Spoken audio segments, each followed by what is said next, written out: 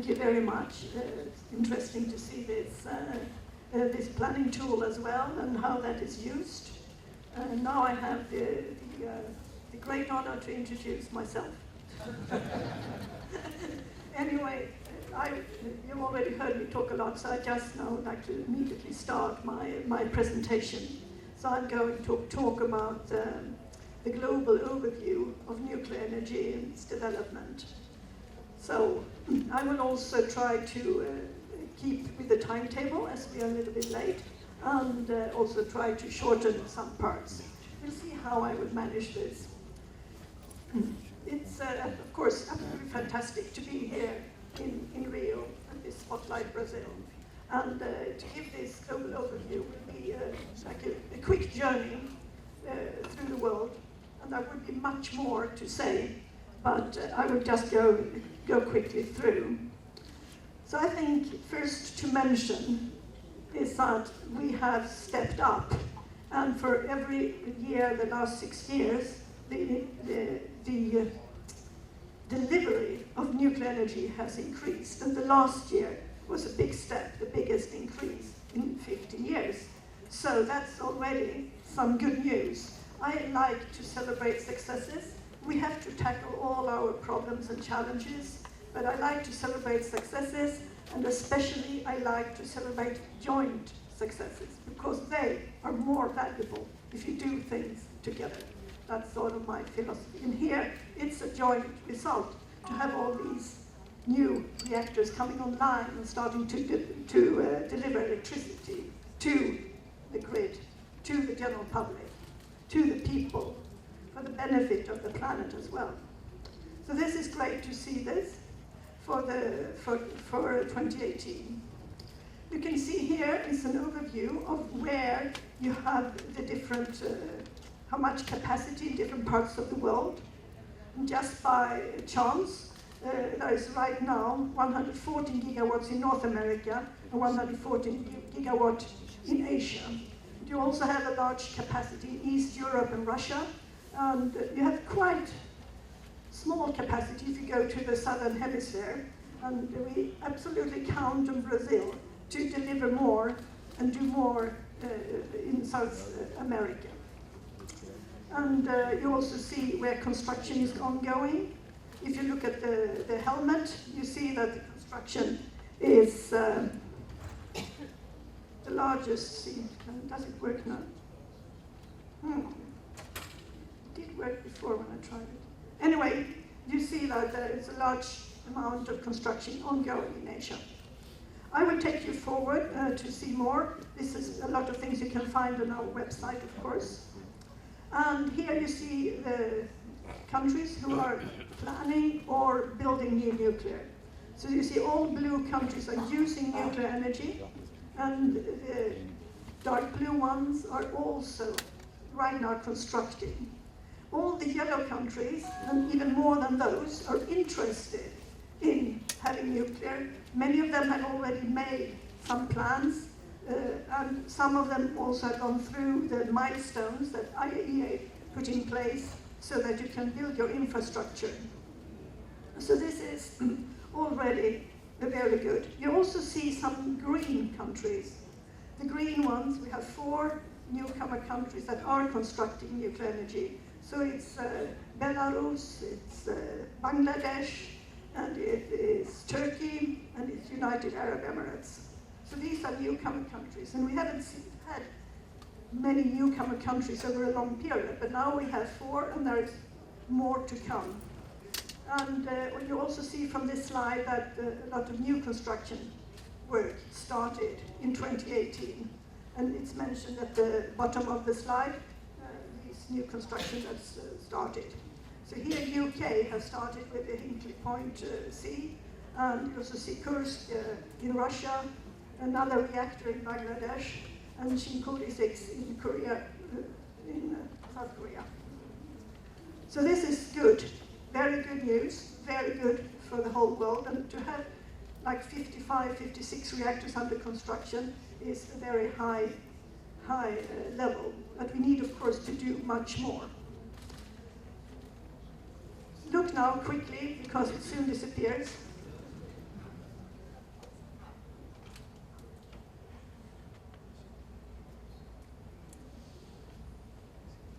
That's a lot. So all these reactors started last year, and it's a very good achievement. And indeed, also very good to mention that 5 gigawatt restarts in Japan, which is also very good for the planet, very good for the health of people and for the security of supply, and also, of course, making electricity affordable. So this is absolutely good news for us all. This is also good. You see here the scheduled new build that, and when they will start in 2019. There's a lot of reactors that seems to come online in 2019. We know by experience that not everybody will come online in 2019. Some will come into 2020. But the plan is for these reactors, and they are all around the world, in many different countries. It's really fantastic to see 2019. This year will be exciting. Also 2020, you see again a lot of reactors in different parts of the world that are planned to come online. And then you also see some in 2021, and there you see are much fewer. This is a little bit of a worry. We need to have more new constructions ongoing. So this is, that will be like a gap, unless we have new constructions coming. So this is important. But so far, 2019 and 2020 looks very good. And here are, on the same map, all the new construction is placed out, where it is ongoing. And then you see again, then there is a lot of new construction in Asia, and very much less in North America. There are quite some in West and Central Europe, several gigawatts online there. And we count on Brazil to do more and better values for South America, sorry. And in Africa, we see no adding yet of new construction. I'll skip and go forward. There are some very, very good things with operating nuclear plants, is that we are getting better and better and better in doing that.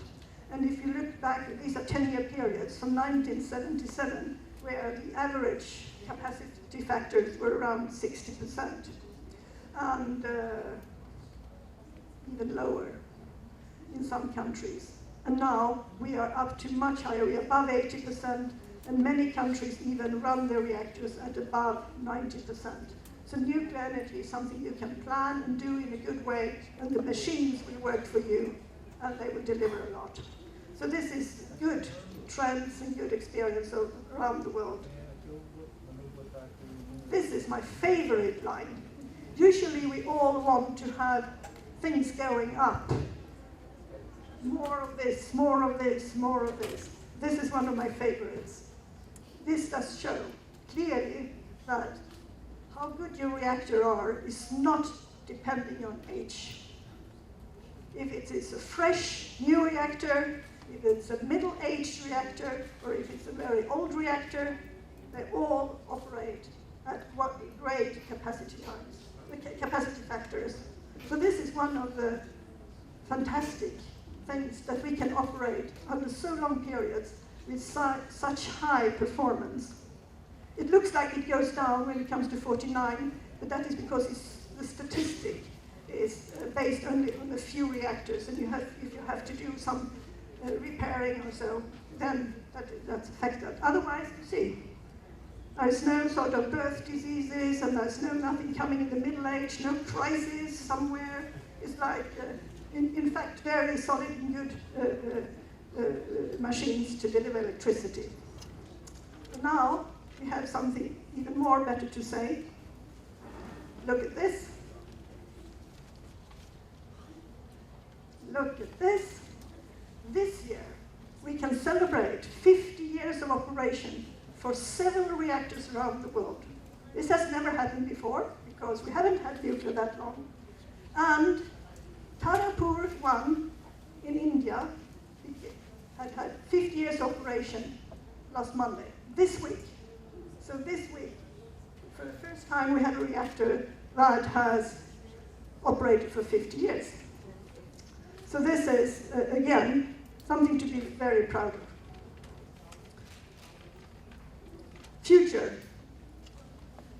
what shall we do? The electricity demand is increasing, and it will not stop.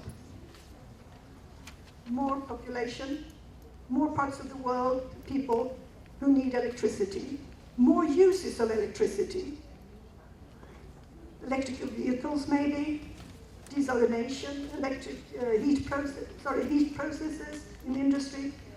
A lot more electricity will be needed. And if we are going to manage also climate change, a lot of energy uses has to be electric instead. We have to replace energy with electricity use because that could be made more easily clean. I have a few slides. I take you quickly through them because you can have the presentation. This is the different CO2 emission pathways. Business as usual, we will not have reduction in the CO2 emissions, and that will be a disaster for the climate. And those commitments already made by some countries will not take us all the way. Look here now. Business as usual, increasing all the emissions. Here is where the current climate commitments has taken us, or will take us. There's much more to do, because we should go here. Climate is extremely important. I should, though, say one more thing, because it's not all about climate. It's also other sad things that is out there. So there is some bad news and some good news. And I think the real bad news is that we have also air pollution around the world. And that air pollution shortens people's life. And today, I think, or yesterday, the State of Global Air 2019, that report was released. And a baby born today, on average, will have its life shortened 20 months because of air pollution. So that's happening right now as well. So we have both climate change and air pollution to deal with. And the good news is nuclear is good for both. Nuclear keeps the air clean, the sky blue, and also delivers electricity to a lot of people in a reliable way. So there's many more of these reports on how important it is to do something for the climate. The interesting thing with the Intergovernmental Panel on Climate Change, the United Nations organizations working with this, is the report that came out with last year, is that nuclear, in all their 89 scenarios, on average, nuclear should increase by 2.5 times for these scenarios. But if you go to the balanced scenario, the middle scenario, nuclear should increase 5 times from current level in order to be able to meet climate change. And we are in a hurry. We don't have many years. And I would say we can start it and we can do it quite fast. I come from Sweden. We were able in 10 years' time to totally decarbonize electricity. France also during the 80s more or less totally decarbonized electricity in a 15-year, more or less 15-year period. Ontario, the province in Canada, has also decarbonized. I know Brazil is very close to this, but still you have more to do. And you have to be doing it timely, a little bit faster. And then you will be lead with example for other countries in South America. Here's another United Nations project showing 16 of the largest greenhouse gas emitting countries. And if they should by 2050 reach good levels, at least they say for those countries, an average of 21% nuclear. And harmony, the goal the global nuclear community has set is that nuclear is needed together with the other low carbon options and to deliver 25% of the electricity in 2050. And that means roughly 1,000 gigawatts. That means roughly to triple from today. And to meet the growing demand for clean and reliable low carbon mix. It's good to look at the history, because if you look at the history, you will learn from the history and know how you can do things in the future, as well as with the experience you have, how to do it even better. And if you look to 1984, in the world, more than 30 gigawatt of new nuclear was added. So in the mid-1980s, we were adding a lot of new nuclear. Then it has been low for many years. And you see for 2018, it was around 10. Also in 2015 and 2016, it was around 10 gigawatt. If we follow what I showed you before, the plans, it looks like we will have a little bit more 2019, and then something similar 2020, but then 21 it goes down. So there has to be more. What we need from this level is to triple, because the harmony goal, if we're going to reach that, which the global industry has set out to do, we should triple from today's level and be able to keep that new construction for a long period. I see a lot of good signs. I see a lot of new countries who want to do nuclear. I see many United Nations organizations now starting to talk about nuclear. It was not included there before. They start to talk about sustainable development. You see important organizations saying there is no sustainable energy future in the absence of nuclear energy. I think we soon will have a competition about the resources to build nuclear. Competition about to get the supply chain and, in fact, get nuclear in place. So I think this will turn very quickly. I will not go through this because I love to save some time. I just click through and to see these wonderful things as well. Nuclear innovations, small modular reactors, floating nuclear power plants, high temperature gas reactors for industrial heat. I hope you hear, sometimes I hear that my microphone is not in the good position. Clean electricity also for recharging the electric vehicles, decarbonize oil and transport, fast reactors in the future, and also extended use of fuel. There's many projects that we can do even more and even better. But this is not all. This is one of the things I love about it. The fantastic jobs, the healthy environment, the open space. Nuclear energy has the lowest environmental footprint of all energy sources, the smallest. It leaves room for nature, it leaves room for people, and it's very good for the local economy, I can tell you. Thank you very much.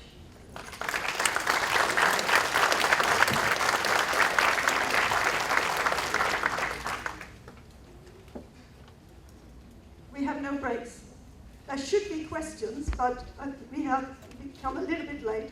I saved a couple of minutes, and so we at least have some coffee break later on. So now starts the next session. This session is about economics, public confidence, and financing.